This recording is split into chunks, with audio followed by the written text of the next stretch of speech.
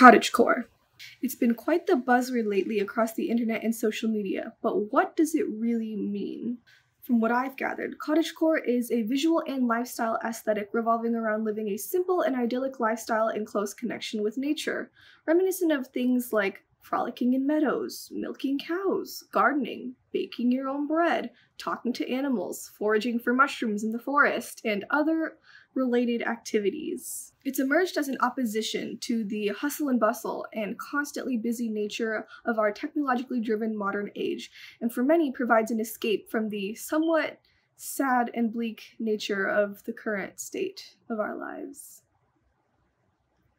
And I, for one, am eating it right up. I've done a lot of different things in the past months to try and incorporate more of that cottagecore lifestyle into my suburban California girl existence, including amassing a collection of houseplants, which surprisingly have not yet died, buying more springtime pastel type articles of clothing to incorporate into my wardrobe, baking my own bread, and going for long walks on pasture trails so I can watch cows graze and deeply envy them. Point is, I am really riding the cottagecore wave right now, and yet I need more. Enter this dress from the brand For Love and Lemons, which to me is the pinnacle of cottagecore style attire, what with its giant poofy sleeves, its strategically ruched bust area, and its flouncy skirt. Now that is a dress that you can frolic in. From the moment I first laid eyes on it, I fell very deeply in love with it and vowed that one day it would be mine. But alas,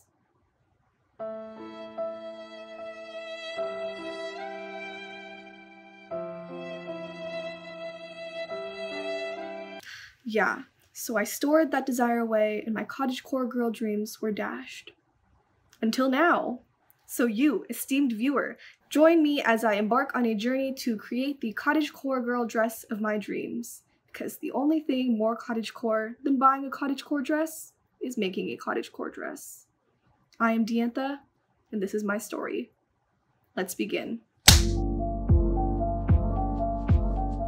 So in order to go about making this dress for myself, I first had to do a little bit of reverse engineering. And after looking at many different pictures of this dress, I finally came to the conclusion that the overall design itself was actually quite simple. So the bodice and skirt are one continuous piece made up of two stacked layers of fabric attached at channels at the underbust and waist where elastic is fed through to create the ruching effect at the bust. Two additional pieces of fabric are used to create the sleeves, and we can also see that there is a zipper closure at the back of the dress and ruffle trim all around the edges. Materials I used for this project were about 3 yards of cotton fabric. I used an old bed sheet, 45 inches of 1/4 inch wide elastic, a 12-inch invisible zipper, 48 inches of satin ribbon, 3 yards of eyelet lace trim, and a 1/2 yard of bias tape.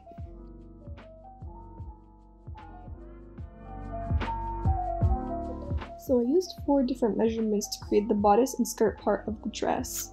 A. The circumference of my chest measured at armpit level. B. The distance between point A and my waistline. C. The distance between point A and my mid-thigh where I wanted the dress to fall. And D. The space between point A and my underbust. I first cut out 2 pieces of fabric. The first one measuring 2.5 times A inches wide and B inches tall, and the second one measuring the same width of 2.5 times A inches and a height of C plus about 2 extra inches. Next, I lined the 2 pieces of fabric up and drew 2 guidelines D and C inches down from the upper edge of the fabric to mark the placement of 2 elastic channels. For the upper line, I also had to draw this triangular shape that you can see in the middle of the dress, and the measurements really depend on you and what your body looks like. But when marking it on the fabric, make sure the height is however high you want it to go, and the width is whatever width you want it to be times 2.5 to account for the ruffling and gathering of the fabric. After having marked everything out, I sewed 2 straight seams all the way down the fabric, a 1/4 inch away from either side of each of the 2 guidelines that I drew.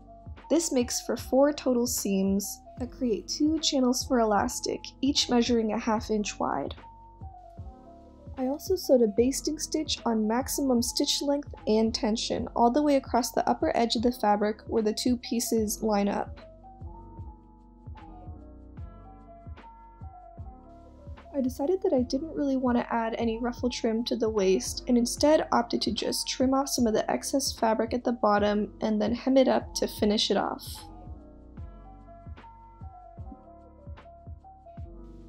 Here's how it looked after I was done. Next, I fed elastic through each of the 2 channels that I had sewn to gather all of the fabric up. For the top channel, I used a piece of elastic with the length of my underbust circumference minus 6 inches, and then for the lower channel, I used a piece of elastic that was my waist circumference, also minus 6 inches.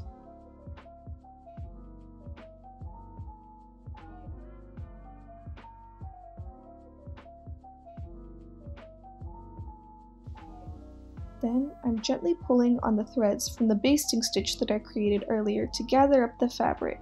I'm going to gather it until it measures to be about 8 inches wide in total. That way, it'll be able to comfortably fit around my upper body.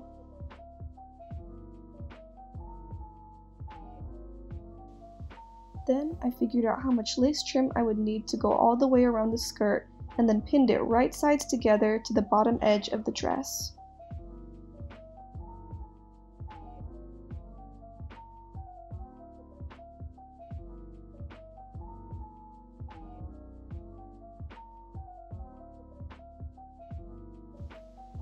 Then I attach them with a straight stitch going all the way around the bottom perimeter of the dress. I also hand sewed the 2 raw edges of the lace trim together in order to finish everything off and make it into one continuous piece. For the sleeves, I'm taking a piece of fabric measuring 25 inches wide by 10 inches tall and then marking the highest and lowest points of the top edge of the sleeve. The vertical distance between these 2 points should be the distance between the top of your shoulder and your armpit.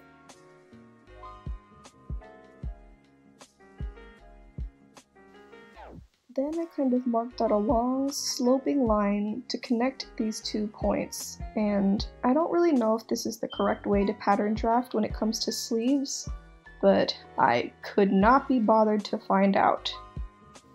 Then I just cut off the excess fabric along this top curve and left just a little bit of extra fabric to account for seam allowances.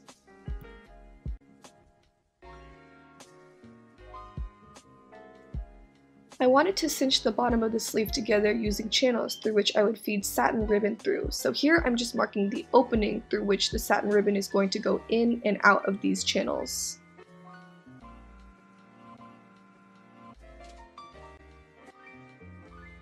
Then I'm just using these guidelines to cut small little slits for my entrance and exit.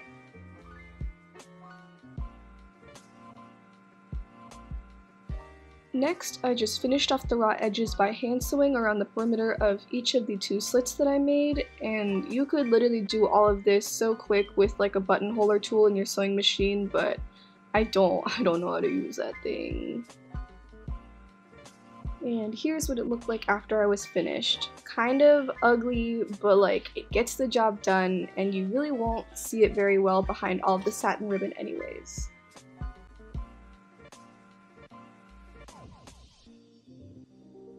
Next, I'm going to pin and sew the sleeve together along the 2 sides so that it forms kind of a tube, and then I'm going to hem all the way around the bottom edge to create those channels like we mentioned earlier.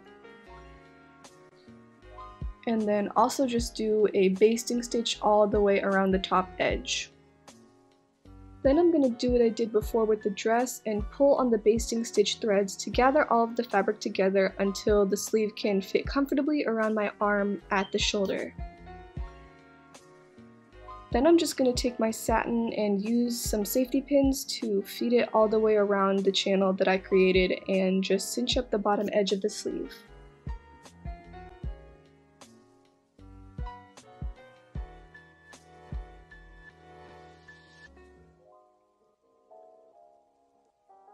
If the ribbon that you end up using is prone to fraying, just finish the ends off by giving them a little trim and then singeing them with a lighter just a little bit to make sure that all of the raw edges are sealed in.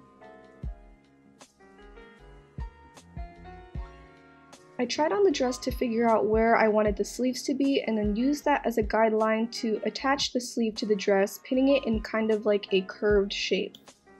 Usually I'd cut out the armhole at the very beginning when I was cutting up all the other fabric, but since there was so much, I couldn't really estimate where it would end up being at the end and wanted to wait until it was all gathered together to figure it out. Then I sewed the two pieces together and then cut off the excess fabric remaining to create the armhole shape.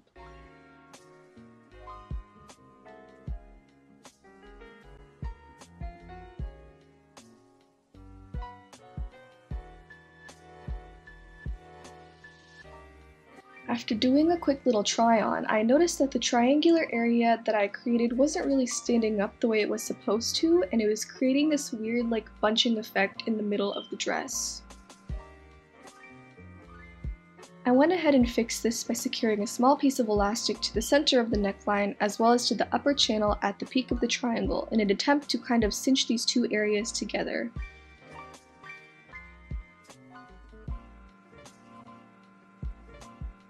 I just went ahead and installed the zipper and finished off the back seam off camera, but if you really want to know how to install an invisible zipper, I would recommend watching another video for that, because this was only my second one and it was quite the experience for me. The lace that I ordered originally also came with its own bias tape, so here I'm just removing it so I can reattach them together along the neckline. This was actually a bit of a tricky process because you have to make sure that both the raw edge of the lace and the excess seam allowance from the bodice and sleeves are all enclosed within the bias tape before you pin it down. And it took me quite a while, to be honest, and I got stabbed with pins so many times.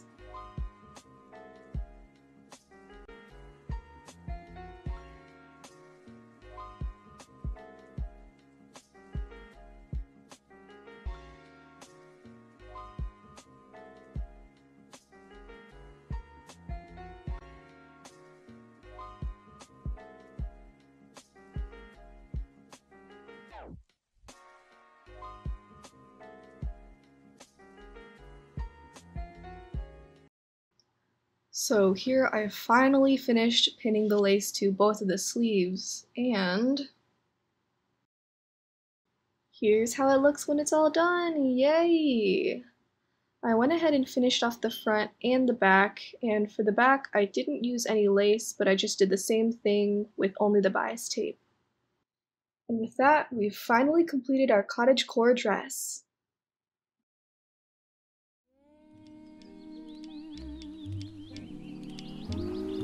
This couldn't happen again. This is that one.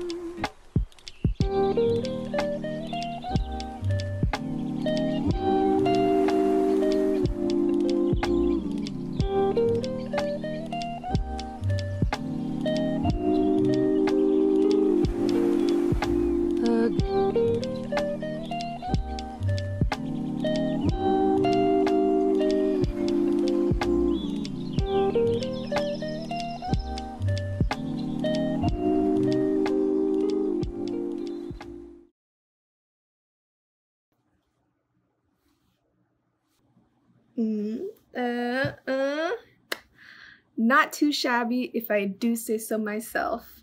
I would definitely consider this a success. We really did hit all of our marks here, and I think even though it's not necessarily an exact replication of the original, that doesn't really matter because we still captured that overall cottagecore essence and vibe, which was really the most important thing anyways. So 2 thumbs up from me.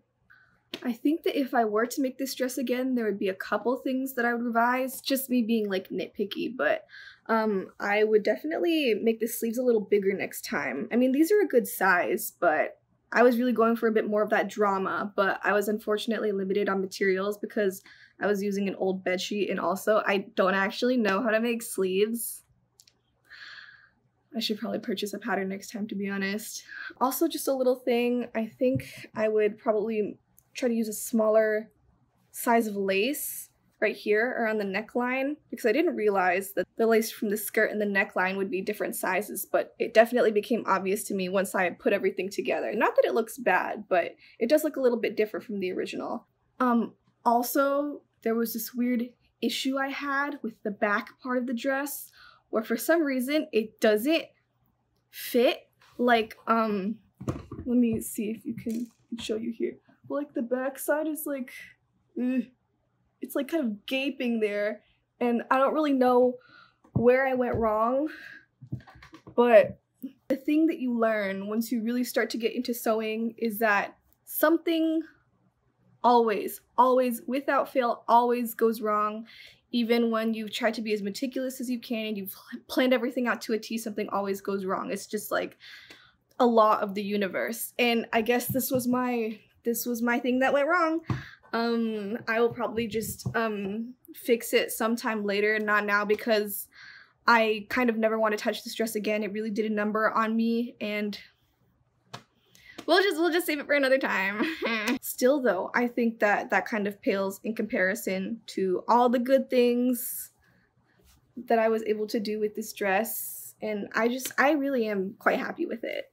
For something that I was able to make literally just by heavily scrutinizing pictures of it online, like, I think I snapped with this, guys. Like, I don't know what to say. Like, come on. It's so cute. I'm so in love. I really did achieve my dreams, guys. I really did. Thank you so much for watching, and if you enjoyed this video, please feel free to stick around, because I'm definitely planning on making more videos like this in the future. And if you didn't enjoy it, pee your pants. Go pee your pants. But yeah, I think that's all I have to say about that, so bye!